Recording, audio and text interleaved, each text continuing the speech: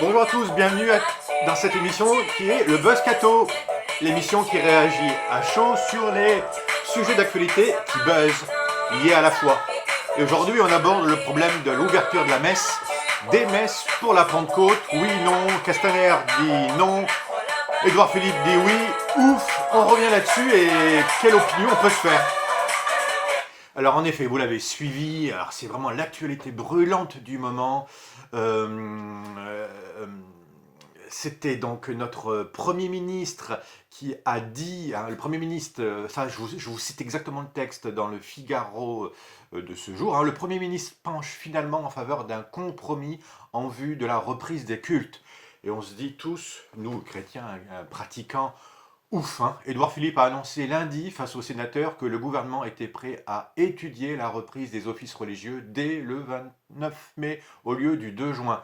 C'est vrai que à 3 jours près, on loupait, ou 2 jours près, on loupait la Pentecôte, quoi. Donc, afin de relancer les célébrations pour le grand week-end de la Pentecôte, soit le vendredi 29 mai pour les mosquées qui se rassemblent ce jour-là, je crois que c'est la fin du Ramadan, dans la soirée du vendredi, et pour le samedi 30 mai pour les synagogues qui fêtent Shavua, et le samedi soir, et le dimanche de Pentecôte 31 mai pour les églises catholiques et protestantes, car les orthodoxes la célèbrent une semaine plus tard. Et donc on se dit, ouf, ouf, ouf, et tout le milieu catholique est rassuré, donc est prêt à étudier. Donc ça ne veut pas dire que c'est complètement sûr, mais ça va quand même nettement mieux, parce que quand on avait écouté Christophe Castaner nous dire dans le grand jury RTL, Le Figaro, LCI, de dimanche, hein, de ce dimanche, je pense que la prière se fait dans son rapport à celui que l'on accompagne, que l'on célèbre soi-même et n'a pas forcément besoin de lieux de rassemblement où l'on ferait courir à l'ensemble de sa communauté religieuse un risque de contamination. On touchait du doigt l'incompréhension entre le fait religieux et le fait laïque, quoi. Et où était la distinction et est-ce que on avait vraiment compris ce que c'était que l'immense nécessité de pouvoir prier ensemble son Dieu, avoir un culte religieux. Alors, c'était extrêmement délicat ce sujet, et ça demandait une distinction. Et c'est pour ça que moi, il m'a semblé que plus que jamais, on avait besoin de gens éclairés dans ce monde, dans cette société, qui avaient et de chrétiens catholiques engagés, et qui pouvaient faire la distinction entre la philosophie et la théologie. Parce que, et j'ai repris souvent ce thème-là parce que, heureusement, on a eu quelques intellectuels catholiques qui se sont engagés, qui ont pu parler, qui ont pu dire une parole très vraie et intelligente, et ainsi que des évêques aussi, qui ont pu nous donner une ligne extrêmement claire, parce que sinon, on était dans la confusion la plus totale. On sentait bien que les propos de certains catholiques étaient faux, ou en tout cas très fermés, et qui n'étaient pas ouverts sur ce que pouvaient penser nos frères et sœurs qui, eux, n'avaient pas la foi. Et donc, c'est un dialogue de sourds. En effet, quand on fait que de la théologie, quand on s'isole, j'allais dire, et quand on oublie, on aurait tendance à oublier qu'il y ait des gens à côté de nous qui... Parce que, vous savez bien, la théologie part du principe que Dieu existe et qu'il y a une révélation, et elle part de la parole de Dieu, c'est la science de Dieu, quoi, vous comprenez. Mais à partir du moment où celui qui est à côté de moi vous dit, mais moi, je ne crois pas en Dieu, je ne l'ai jamais rencontré, je n'y crois pas. Est-ce que je peux dialoguer avec lui? Et donc, c'est évidemment pas un discours théologique que tu dois tenir. Alors, même en tant que chrétien, c'est pour ça que l'Église catholique nous invite à faire de la philosophie. Chaque prêtre fait de la philosophie. Chaque frère de Saint Jean fait au moins 3 voire 4 années de philosophie réaliste, de métaphysique, pour pouvoir simplement se former et pour pouvoir partir en dialogue avec celui qui est à côté de moi, mon frère en humanité. Pouvoir simplement parler avec lui. Parce qu'il n'a pas forcément tort, mon frère. Et il faut absolument chasser les a priori. Je reviens à ce problème-là qu'on a eu de fallait-il partir en croisade ou non pour libérer les églises.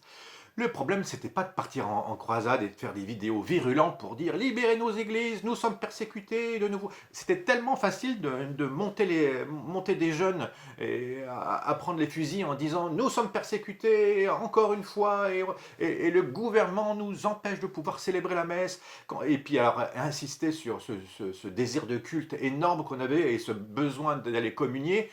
Mais c'était appuyé là où ça faisait mal, mais si on leur donnait pas des arguments et si on leur donnait pas la manière de pouvoir réfléchir à ces jeunes-là, ils partaient droit dans le mur, vous comprenez? C'était les envoyer au casse-pipe.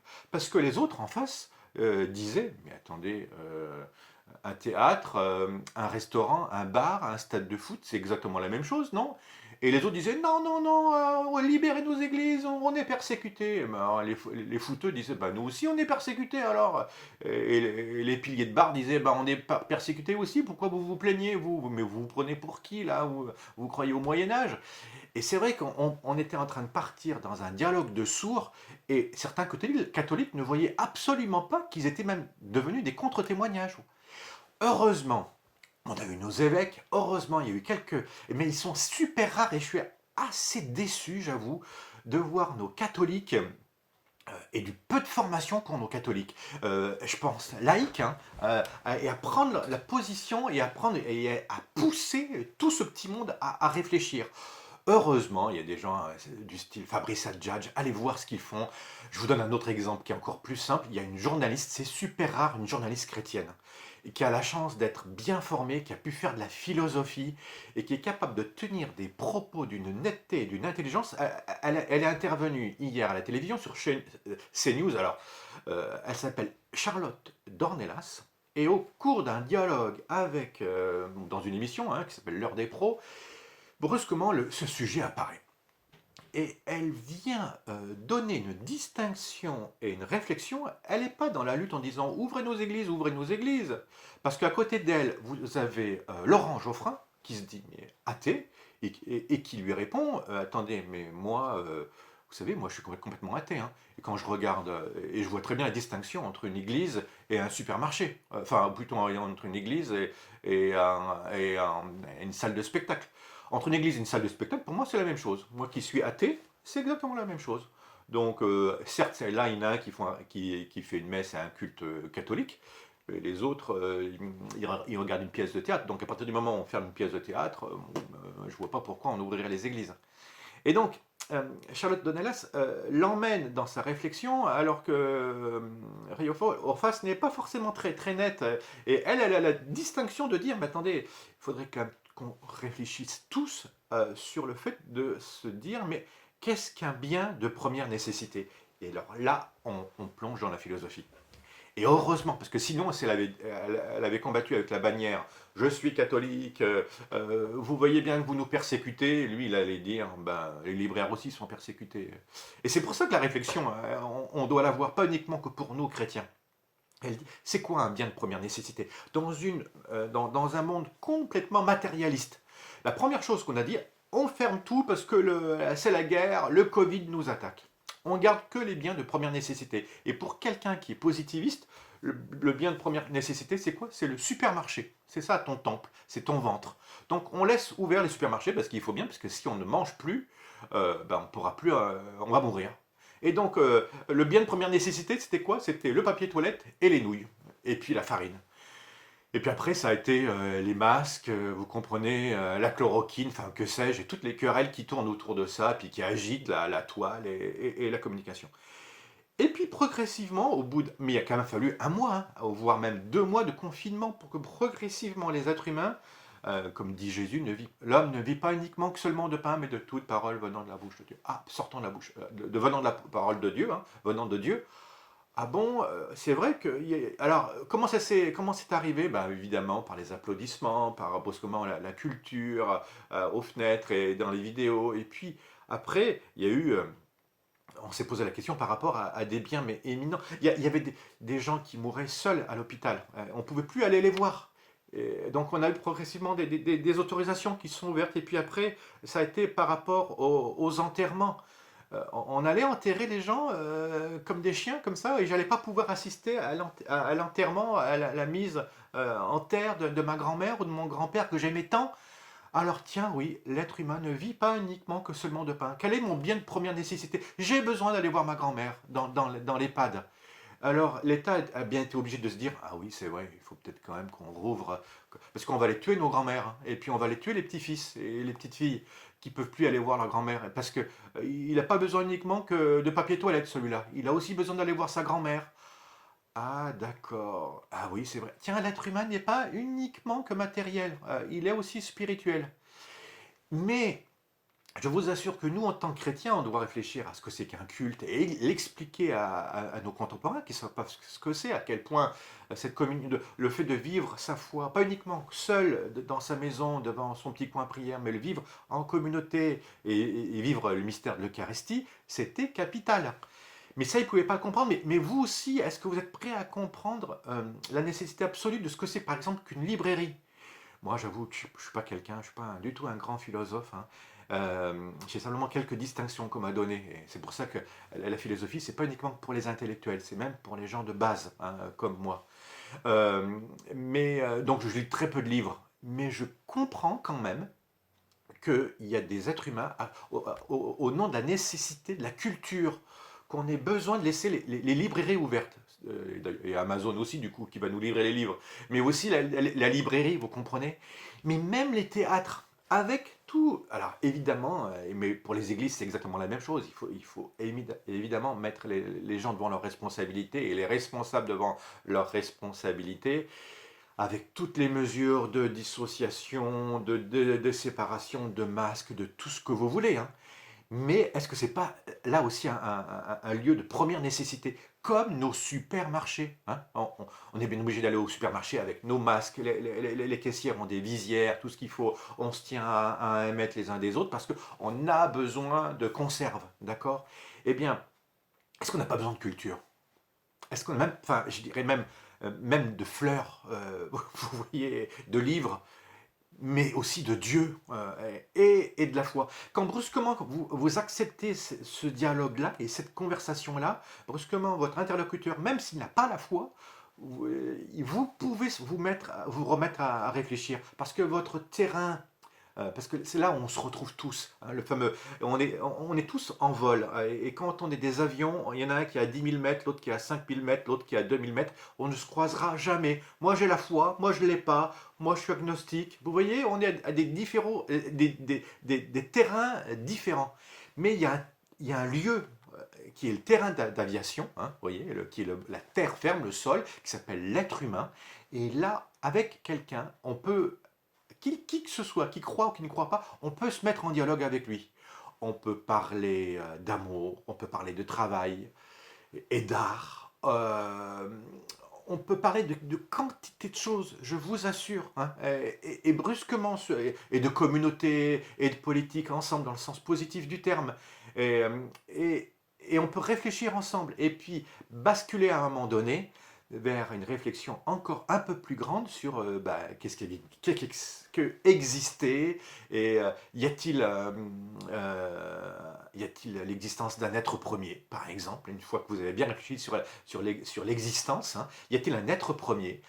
Et ce qui est intéressant, n'y a-t-il pas de certains de nos contemporains, des hommes et des femmes, qui réfléchissent au fait que cet être premier, et ils disent même l'avoir rencontré, et ils l'appellent Dieu. Donc, avoir un regard sur les religions, et est-ce que je peux avoir une expérience avec ce Dieu, voilà, cet être premier que toutes les religions appellent Dieu? Je vous assure que ça, c'est de la philosophie. Et on peut aller très très très loin. Je vous invite à plonger là-dedans pour pouvoir avoir une parole cohérente, aller toucher les uns les autres, vos frères et sœurs qui sont non chrétiens. Parce que si vous dites la parole de Dieu me suffit, la théologie me suffit, vous êtes fidéiste. Et ça, c'est une théorie, hein, une idéologie, je ne sais pas comment vous pouvez appeler ça, mais qui est condamnée par l'Église catholique, je vous assure. Nos frères et sœurs protestants disent non, non, voilà, le péché originel a tellement abîmé mon intelligence que je ne peux plus accéder à l'existence d'un être premier. L'Église catholique dit non, non, non, non, on peut très bien. Et donc, à la suite de saint Thomas d'Aquin, mais pas que lui, hein, qui avait repris tout Aristote, hein, qui était un philosophe qui n'avait pas connu Jésus, évidemment, et qui cherchait Dieu, mais qui ne le connaissait pas, eh bien, à la suite de Thomas d'Aquin et de tous les grands saints qui ont fait de la philosophie, l'Église nous invite à réfléchir et à rentrer en dialogue pour pouvoir avoir, et vous avez compris, hein, un dialogue pertinent et un discours pertinent et intelligent pour le monde d'aujourd'hui, l'éclairer. Non pas lui imposer le glaive de la foi, hein, vous comprenez? Parce que sinon, face à la persécution, lorsque le soldat romain vient vers vous, vous allez faire comme Saint-Pierre, vous allez tirer le glaive et lui couper l'oreille en disant « Quoi? Tu me persécutes? Non, non, non !» Et Jésus va lui dire, rentre ton glaive et guérir et soigner le soldat et lui faire un miracle incroyable. Et Jésus, vous l'avez vu faire, hein, lorsqu'il est brusquement devant Pilate, il va chercher la vérité avec lui. Qu'est-ce que la vérité? Il va essayer de le mettre en réflexion. Qu'est-ce que la vérité? Et Pilate est à deux doigts, lui, qui est quand même un philosophe à sa manière, hein, et qui réfléchit, il est à deux doigts d'adhérer à Jésus et à se convertir. Sauf qu'il y a la pression politique, il y a sa propre peur. Bref, on les retrouve tous, hein, les politiques, quand il faut s'engager, ils sont rarement là. Et quand il faut prendre une décision courageuse, mais ce qui est intéressant, c'est de voir comment Jésus, par miséricorde, va aller faire de la philo avec notre ami, l'homme politique qui est en face de lui. Vous avez compris? Bon, merci beaucoup de m'avoir suivi. C'était une réflexion, un Boscato qui n'est pas du tout terminé sur la position qu'on doit avoir, la nécessité de partir en réflexion, de faire distinction philosophie-théologie et de pouvoir avoir les idées bien claires pour pouvoir annoncer quoi? Pour nous en tout cas, le Christ vivant ressuscité, et emmener nos contemporains à être plus intelligents, plus vrais. Car celui qui cherche la vérité, il est forcément habité par l'Esprit Saint. À très bientôt. Et on se quitte, évidemment, comme toutes les fois, par notre jingle.